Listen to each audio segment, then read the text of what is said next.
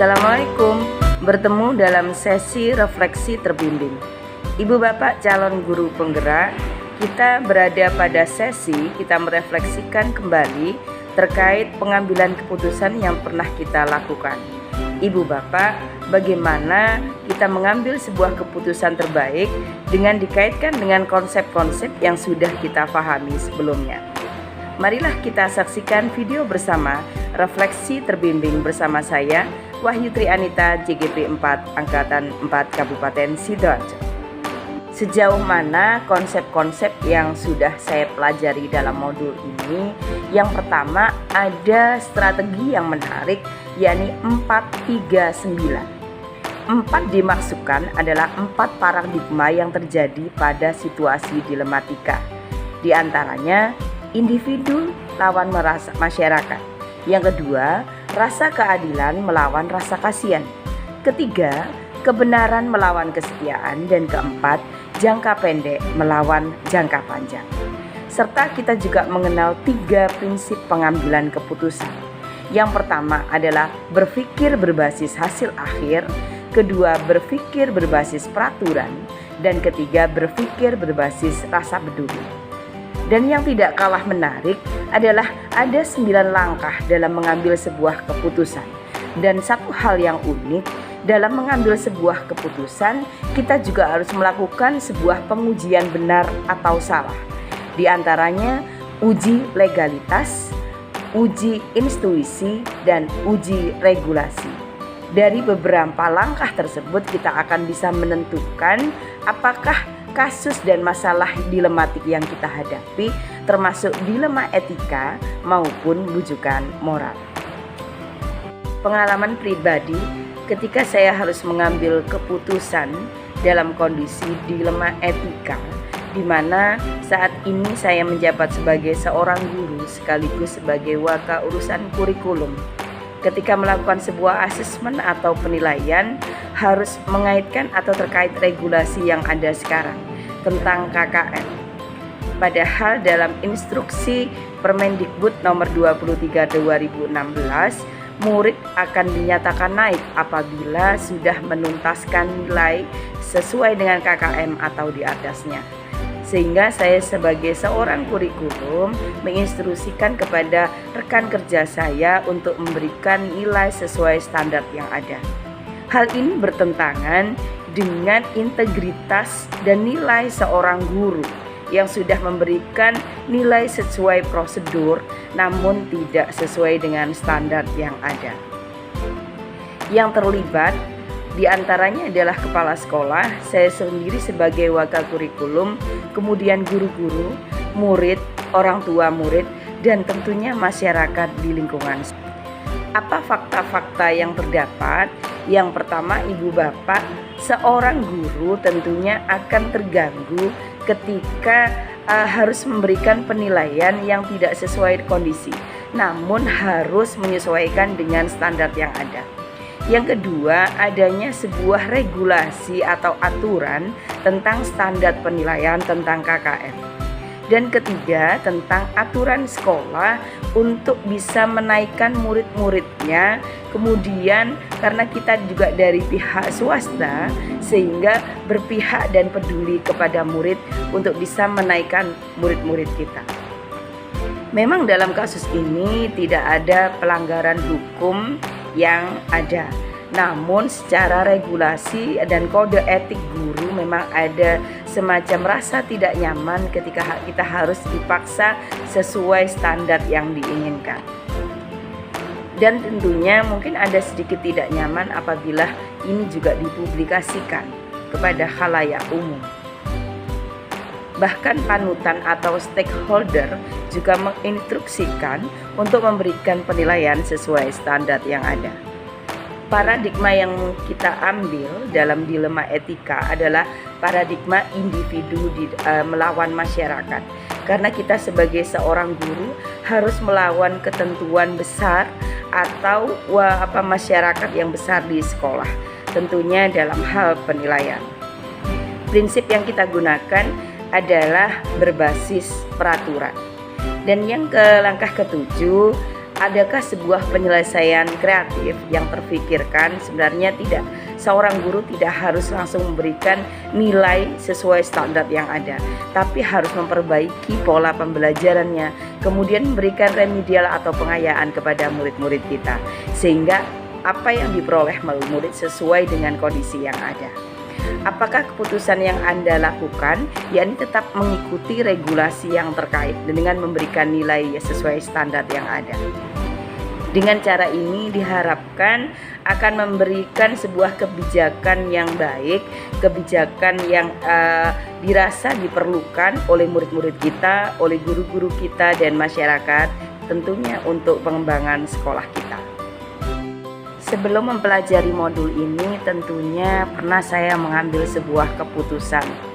Tentunya berbeda dengan setelah saya mempelajari modul ini. Keputusan yang saya ambil sebelumnya mungkin lebih berpihak pada pribadi sendiri, lebih emosional saya, kemudian kepentingan pribadi, dan kemudian tidak mengedepankan langkah-langkah yang disampaikan pada modul ini tentang 439, 4 paradigma, 3 prinsip, dan 9 langkah. Sehingga bedanya adalah hasil dan proses yang saya lakukan dalam pengambilan keputusan sebelumnya tidak melibatkan seluruh atau berbagai aspek yang ada, sehingga hasil yang diperoleh dalam keputusan tersebut tidak sebaik dan seefektif ketika mempelajari modul ini.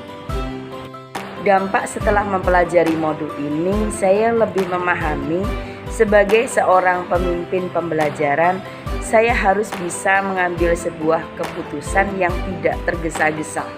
Saya harus bisa mempertimbangkan banyak hal dengan menggunakan paradigma, kemudian prinsip dalam mengambil keputusan, serta 9 langkah yang harus saya lalui dalam mengambil keputusan terbaik. Perubahan yang terjadi dari sebelumnya, saya lebih memberikan sebuah langkah-langkah dalam mengambil sebuah keputusan. Saya tidak lagi tergesa-gesa.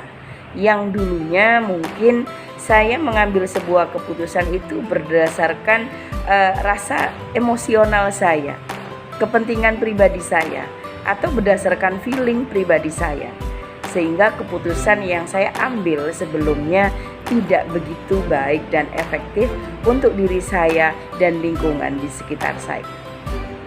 Dalam mempelajari modul ini tentunya sangat penting bagi saya, terutama ketika mengambil sebuah keputusan di mana seorang guru, pemimpin pembelajaran yang lekat sekali dalam pengambilan sebuah keputusan. Yang kedua adalah bagaimana kita menjaga hubungan dengan individu lainnya, dengan rekan sejawat, stakeholder, maupun murid-murid kita, di mana dalam hubungan tersebut rentan sekali terjadinya konflik. Dengan mempelajari modul dan konsep tentang bagaimana cara mengambil keputusan pembelajaran secara benar, maka akan bisa terbentuk sebuah keputusan yang berdasarkan pemikiran, bukan dasar pada emosi sesaat atau berdasarkan feeling pribadi sendiri. Hal yang akan saya lakukan agar modul-modul yang sudah saya pelajari ini bisa berdampak pada rekan dan lingkungan kerja saya. Yang pertama, saya akan menerapkan konsep-konsep yang sudah saya pelajari. Dari penerapan itu akan saya coba menganalisis untuk mengambil sebuah keputusan yang efektif dan efisien serta cermat dan tepat. Kemudian saya juga akan mencoba berbagi praktik baik kepada rekan-rekan kerja saya, terutama pada rekan-rekan kerja yang mengalami sebuah dilema etika dalam permasalahan baik pribadi maupun dengan murid-murid kita. Selain konsep pengambilan keputusan, ada 2 hal penting menurut pendapat saya yang benar-benar harus kita pelajari sebelum mengambil sebuah keputusan. Yang pertama adalah sosial emosional di dalam diri. Kita sebagai seorang pendidik dan pengambil keputusan harus bisa mengontrol emosi dalam diri, harus bisa menerapkan kesadaran penuh, sehingga bisa memutuskan atau mengambil keputusan yang terbaik. Yang kedua adalah bagaimana kita menerapkan keterampilan coaching, bagaimana kita berkomunikasi, dan bagaimana kita bisa mengeksplorasi kekuatan dalam diri kita, kekuatan dari orang yang akan kita kolaborasikan dalam mengambil sebuah keputusan. Sehingga dari kedua coaching dan sosial emosional ini diharapkan keputusan yang diambil benar-benar secara tepat dan efektif, sehingga bisa berdampak positif bagi diri kita dan lingkungan di sekolah kita.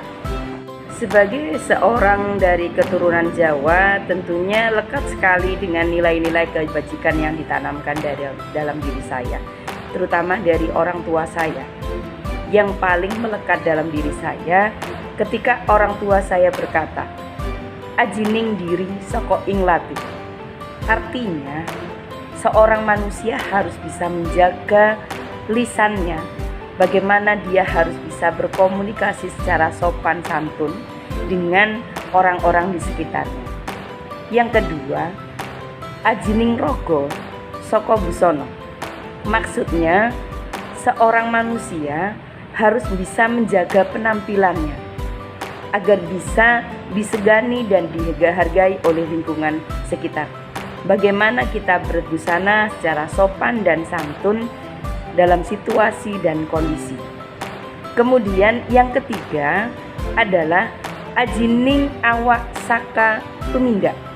Maksudnya, apa yang kita berbuat, apa yang kita lakukan akan mencerminkan diri kita sendiri.